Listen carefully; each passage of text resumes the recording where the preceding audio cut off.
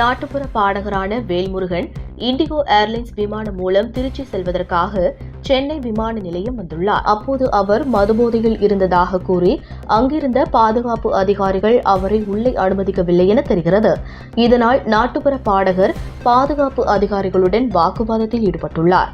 பின்னர் விமான நிலைய அதிகாரிகள் வேல்முருகனின் விமான பயணத்தை ரத்து செய்துள்ளனர். அதன் பின்னர் நாட்டுப்புற பாடகர் வேல்முருகன் மன்னிப்பு கேட்டுக் கொண்டதன் அடிப்படையில் அவரை வேறு ஒரு விமானத்தில் திருச்சி அனுப்பி வைத்தனர்.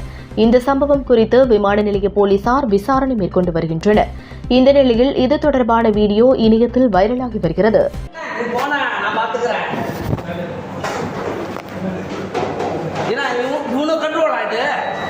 அப்படியா அப்படின்னா என்ன பண்ணணும்? அதான் பாத்துக்கிறேன். யார் தள்ளி விட்டா? நான் செவனுக்கு தானே தள்ளி விட்டது யாரு?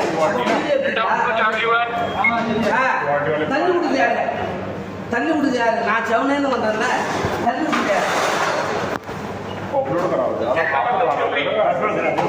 इसको भी धक्का मारा, इसको भी धक्का मारा, इसको भी धक्का मारा। इसको बाहर लेके ऐसा नहीं होगा।